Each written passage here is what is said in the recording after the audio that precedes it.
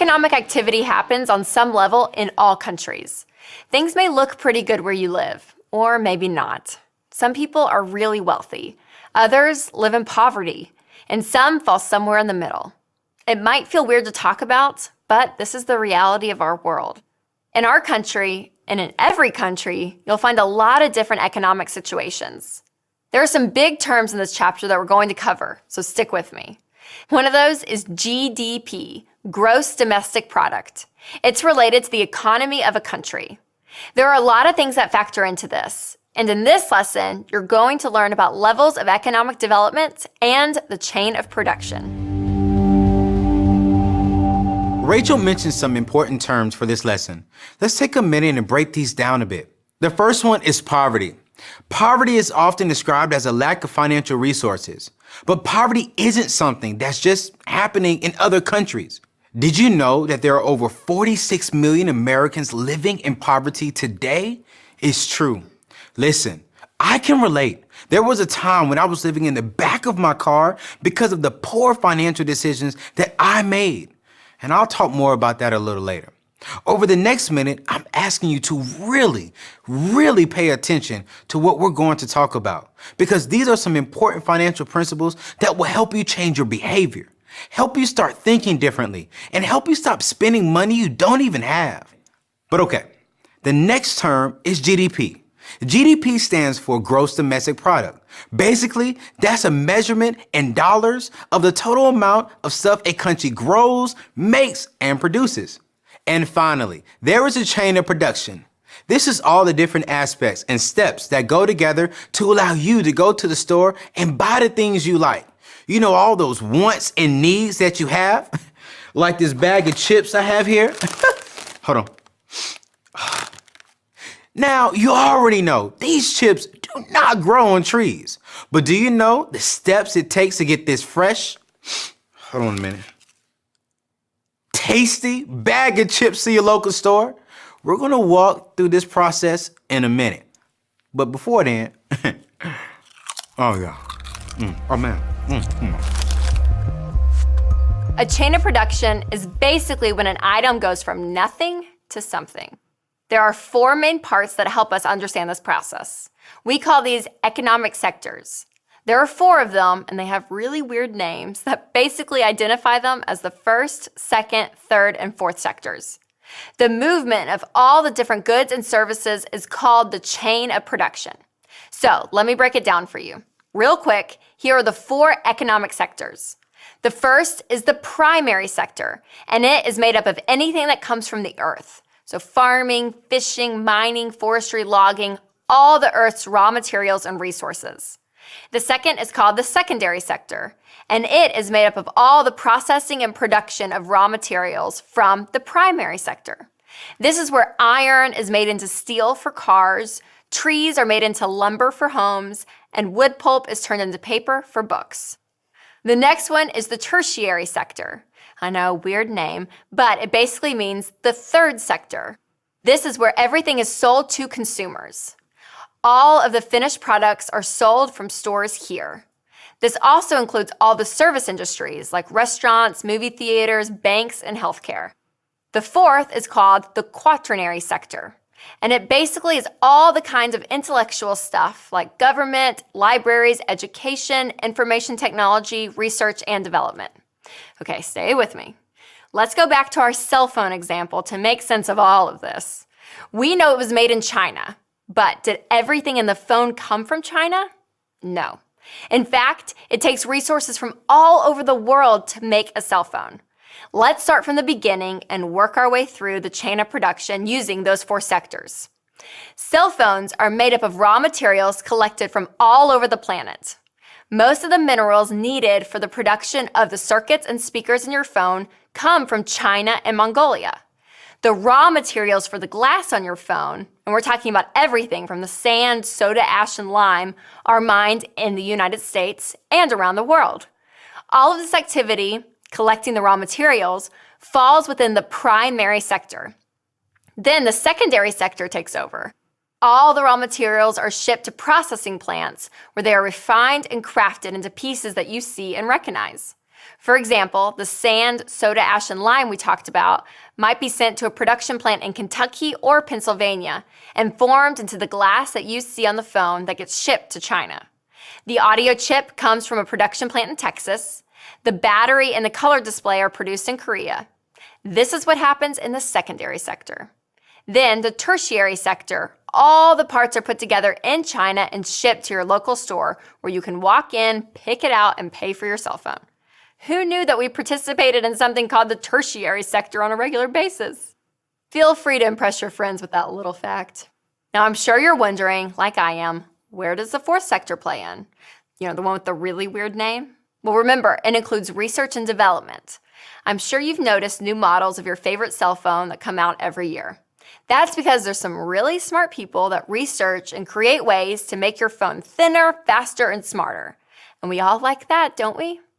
Well, that is what the fourth sector is all about. It is so interesting to realize that there are logical divisions in the way things are produced.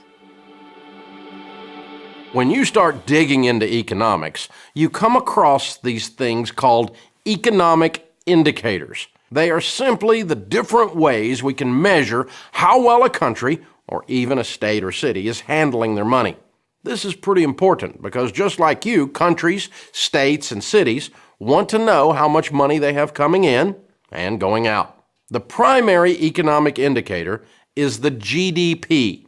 GDP stands for Gross Domestic Product, and it's used to measure the size of a country's economy. That means the GDP represents the total of goods and services produced by a country in a year. A growing GDP shows that a country's economy is growing, while a large GDP indicates a country has a large economy. The two biggest countries in terms of GDP are the United States and China. Next down the line would be Japan, Germany, France, and the United Kingdom.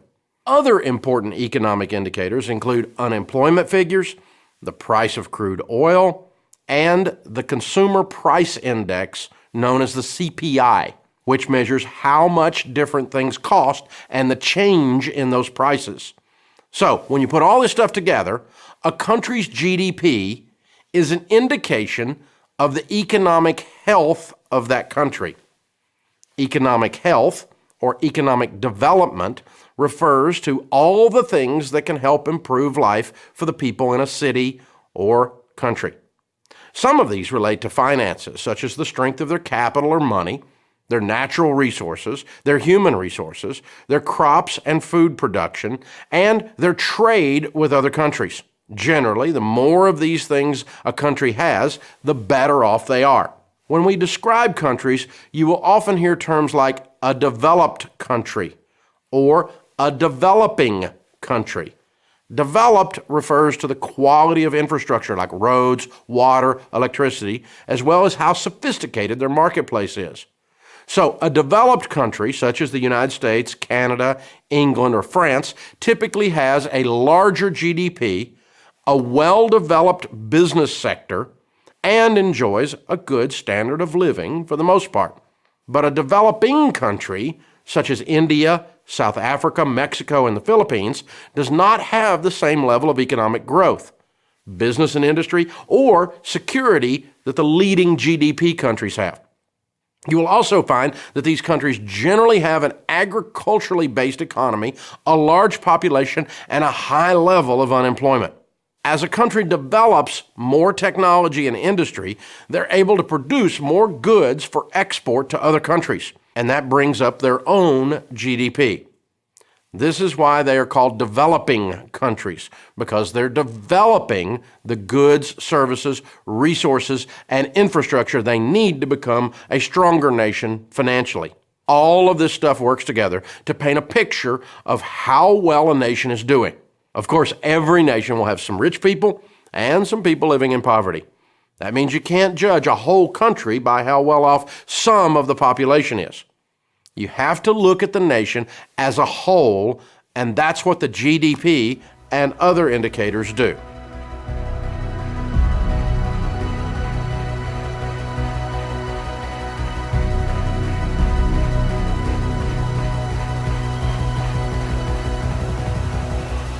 We've looked at some important things related to global economies, including chain of production and GDP. Another money-related topic, especially when it comes to the lack of money, is the topic of poverty. Poverty is often described as lacking the financial resources, money, and the ability to earn money to meet a minimum standard of living in a society.